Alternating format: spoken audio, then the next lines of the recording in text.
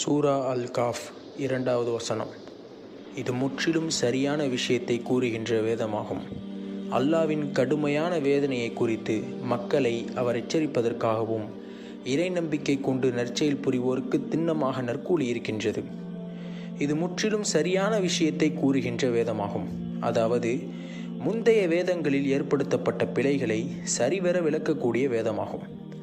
அல்லாவின் கடுமையான வேதனையை குறித்து அவர் எச்சரிப்பதற்காகவும், அதாவது யார் முற்றிலும் சரியான வேதம் வந்த பின்னரும் அவரவர் கைகளாலேயே எழுதப்பட்ட, திரிக்கப்பட்ட, மாற்றப்பட்ட முந்தைய வேத சொற்களையே பின்பற்றுகிறார்களோ அவர்களையும் எச்சரிக்கை செய்கிறது.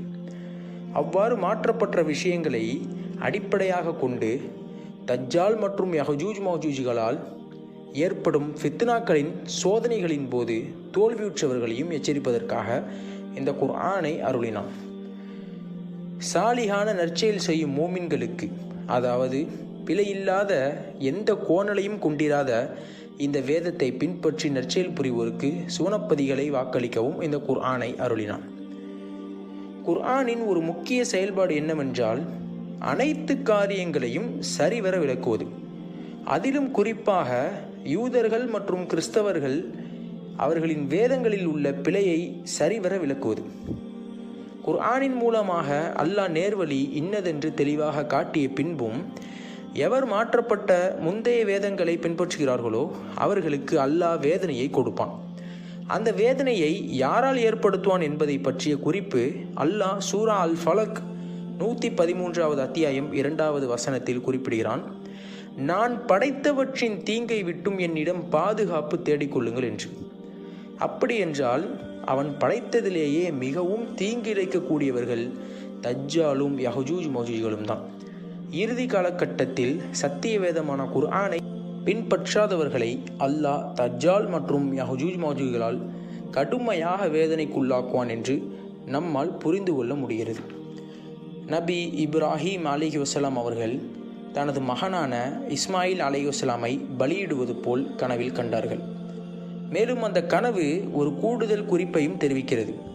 அது என்னவென்றால் நபி இஸ்மாயில் அலைஹிவஸலாம் அவர்களின் வாரிசுகளான அரேபியர்கள் இறுதி காலகட்டத்தில் இறைவனால் ஏற்படுத்தப்படும் சோதனைகளில் பலியிடப்படுவார்கள் என்பதுதான். மேலும் அந்த கனவு இன்று ஐரோப்பிய கிறிஸ்தவ மற்றும் ஐரோப்பிய யூத பெரும் கூட்டணிகளால் நிஜமாகி கொண்டிருக்கிறது என்பதை நம்மால் காண முடிகிறது. இறுதியாக யூத மற்றும் கிறிஸ்தவ உலகை ஆயுதமாக பயன்படுத்தி கொண்டு இந்த யஹ்ஜூஜ் மஹ்ஜூஜ்கள் மனித குலத்திற்கு பேரழிவை சாட்டுகிறார்கள். அதிலும் குறிப்பாக அரபுகள் மீது. எதனால் அரபுகளுக்கு இப்படிப்பட்ட கைசேதம் என்றால், அல்லாஹ் சூரா அல் மாயிதா 5வது அத்தியாயம் 51வது வசனத்தில், மூமின்களே, நீங்கள் யூதர்களும் கிறிஸ்தவர்களும் கூட்டணி அமைத்து விட்டால் நீங்கள் அவர்களுடன் நட்புறவு கொள்ளாதீர்கள். அப்படி செய்தால் அவர்கள் உங்களுக்கு விரோதம் செய்வார்கள் என்று அல்லாஹ் தடுத்திருந்தும் அவ்வாறே அரபுகள் நட்புறவு கொண்டார்கள். இதனால் தான் அல்லாஹ் அவர்களை பெரும் அழிவிற்கு கொண்டு செல்கிறான். இதனை அல்லாவின் தூதர் முஹம்மது நபி ஸல்லல்லாஹு அலைஹி வஸல்லம் அவர்களும் எச்சரிக்கை செய்துள்ளார்கள்.